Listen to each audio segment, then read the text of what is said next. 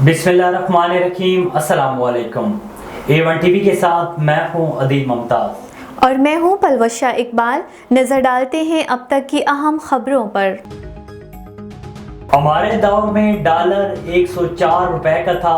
IMF ने खुद कहा था कि अब पाकिस्तान को हमारी ज़रूरत नहीं होगी। हमने तो IMF को खुदा हाफिज कह दिया था। कायद मुस्लिम लीग नून नवाज शरीफ की सियालकोट से पार्टी रहनुमाओं की मुलाकात में गुफ्तगू। बोले, अवाम की खिदमत से बड़ी खुशी किसी और चीज़ से नहीं मिलती। तमाम बड़े मंसूबे हमारे दौर में बने। ख्वाजा साद रफीक ने मीडिया से गुफ्तगू में वाजे कर दिया कि नवाज शरीफ के दौरे अब जारी रहेंगे। ख्वाजा आसिफ ने भी तमाम सियासी जमातों के लिए लेवल प्लेइंग फील्ड मौजूद होने का दावा कर दिया। मरियम औरंगजेब भी बरस पड़ी। बोली, पीपल्स पार्टी एक तरफ क्लीन स्वीप का दावा करती है तो दूसरी तरफ लेवल प्लेइंग फील्ड ना मिलने का शिकवा। अभी भी उम्मीद नहीं कि लेवल प्लेइंग फील्ड मिलेगी। शर्जील मेमन की गुफ्तगू, इंतखाबात कल हों या आज, पीपल्स पार्टी क्लीन स्वीप करेगी।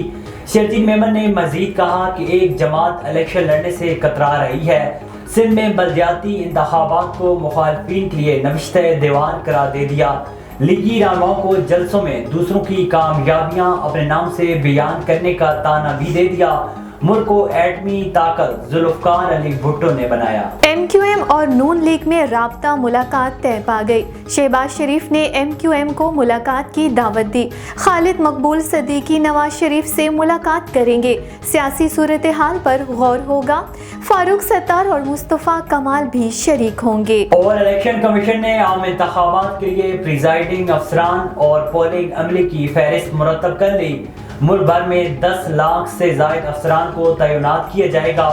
वोटर लिस्टों की अशात 25 नवंबर तक मुकम्मल कर ली जाएगी। हेडलाइंस आपने मुलाहिजा की। A1 टीवी से अब तक के लिए इतना ही। मजीद खबरों और अपडेट्स के लिए देखते रहिए A1 टीवी। A1 टीवी, सब पे नजर, अंदर की खबर।